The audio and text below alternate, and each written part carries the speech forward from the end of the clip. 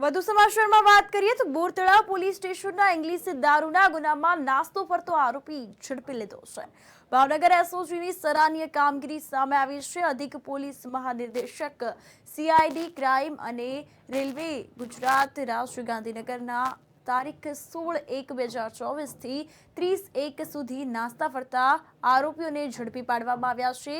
ખાસ ડ્રાઈવનું આયોજન કરવામાં આવ્યું હતું। તે અંતર્ગત ભાવનગર રેન્જના આઈજીપી गौतम परमार तथा पुलिस अधीक्षक डॉक्टर हर्षद पटेल भावनगर शहर तथा जिला में नास्ता फरता आरोपियों ने पकड़वा अंगे तजवीज हाथ धरवामां आवी छे।